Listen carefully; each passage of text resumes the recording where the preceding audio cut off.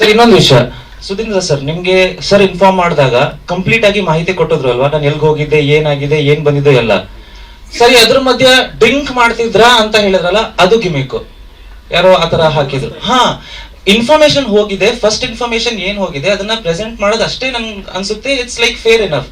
ಅದ್ರ ಜೊತೆಗೆ ಬೇರೆ ಏನೇ ಸೇರಿಸಿದ್ರು ಆ ಗಿಮಿಕ್ ನಾನ್ ಹೊಣೆ ಅಲ್ಲ. ನನ್ನ ಇನ್ಫಾರ್ಮೇಶನ್ ಏನಿದೆ ನಾವು ಅದನ್ನ ತಲುಪಿಸಿದೀವಿ, ಅದನ್ನ ಯಾವ ರೀತಿ ತೋರಿಸ್ತಾರೆ ಅದ್ರ ಮೇಲೆ ನನ್ ಕಂಟ್ರೋಲ್ ಹೇಗಿದೆ.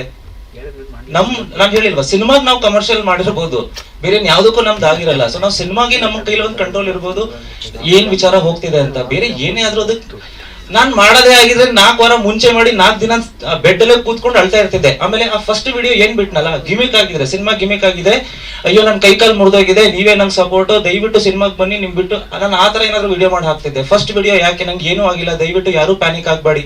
ನಂಗೆ ಲಿಟ್ರಲಿ ಆ ಟೈಮ್ ಅಲ್ಲಿ ನಾನು ಹೇಳಿದ್ನಲ್ಲ, ಒಂದಷ್ಟು ಆಶ್ರಮ, ಆಮೇಲೆ ನನ್ನ ತುಂಬಾ ಇಷ್ಟಪಡೋರು ನಮ್ಮ ತಂದೆ ತಾಯಿ, ಇವ್ರಿಗೆ ಯಾವ ರೀತಿ ರೀಚ್ ಆಗ್ತಿದೆ, ಇವ್ರು ಪ್ಯಾನಿಕ್ ಆಗ್ತಾರ ಅಂತ ಒಂದೇ ವಿಷಯ ನನ್ ತಲೆಯಲ್ಲಿ ಇದ್ದಿದ್ದು. ಸೊ ಅವ್ರಿಗೆ ವಿಷಯ ಗೊತ್ತಾಗಬಾರ್ದು ಅಂತಾನೆ ನಾನು ರಾತ್ರಿ ಎಲ್ಲ ಇದ್ದಿದ್ದು.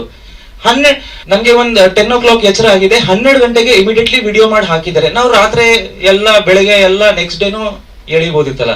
ಅಂದ್ರೆ ಅದು ಮೋಸ್ಟ್ ಪ್ರಾಬಬ್ಲಿ ಆಕ್ಸಿಡೆಂಟ್ ಆಯ್ತು, ಅದಾದ್ಮೇಲೆ ಬಾಡಿ ಬರ್ಲಿಲ್ಲ, ಮನುಷ್ಯ ಬಂದ್ಬಿಟ್ಟಲ್ಲ ಅಂತ ಮಿಸ್ ಆಗೋಯ್ತೇನೋ ಅಲ್ಲಿ ಆತರ. ಅಂದ್ರೆ ಸರ್ ಅದು ಲ್ಯಾಪ್ಟಾಪ್ ಇತ್ತು, ನಾವು ಪ್ರೆಸ್ ಗೆ ಎಲ್ಲ ವಿಡಿಯೋ ಆಗಿತ್ತಲ್ಲ, ನಾನು ಅದ್ರ ಸ್ವಲ್ಪ ಇದ್ ನೋಡ್ತಿದ್ದೆ, ಅವ್ರು ಸಡನ್ಲಿ ಬ್ರೇಕ್ ಆಗಿದ್ದಕ್ಕೆ ಅದು ಇಲ್ಲಿ ಡಯಾಫ್ರಾಮ್ ಹೊಡೆದಿದೆ.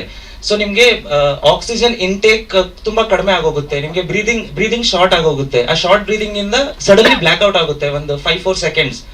ಸೊ ಆ ಬ್ಲಾಕ್ ಔಟ್ ಆಗಿದ್ದಕ್ಕೆ ಆಕ್ಚುಲಿ ಗಿರೀಶ್ ಅವ್ರಿಗೆ ತುಂಬಾ ಸಿನಿಮಾ ಹೀರೋ ಕರ್ಕೊಂಡು ಕೂತ್ಬಿಟ್ನಲ್ಲ ಅಂತ ಅವ್ರಿಗೆ ಒಂದು ಅದನ್ನ ನಾಳೆ ರಿಲೀಸ್ ಅವ್ರು ತುಂಬಾ ಪ್ಯಾನಿಕ್ ಆಗೋದ್ರು. ಸೊ ಜೊತೆಗೆ ಇವರು ಇದ್ರು, ಇವ್ರ ಆಮೇಲೆ ಇಮಿಡಿಯೇಟ್ಲಿ ಕರ್ಕೊಂಡು ಹೋದ್ರು. ಗಾಡಿ ಫುಲ್ ಡ್ಯಾಮೇಜ್ ಆಗಿತ್ತು, ಅದನ್ನ ಇವ್ರ ಗ್ಯಾರೇಜಿಗೆಲ್ಲ ಕಳಿಸ್ಕೊಟ್ರು.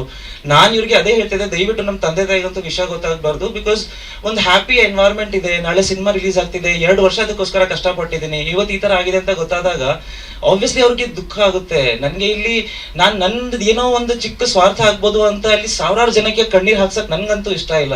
I never do these kind of stunts. ನನ್ಗೆ ಮಾರ್ಕೆಟಿಂಗ್ ಮಾಡ್ಬೇಕು ಅಂದ್ರೆ ಬೇರೆ ಬೇರೆ ರೀತಿ ಇದೆ.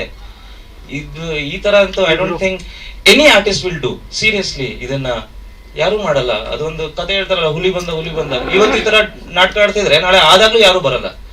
ಸೊ ಅದಕ್ಕೆ I don't believe in all this.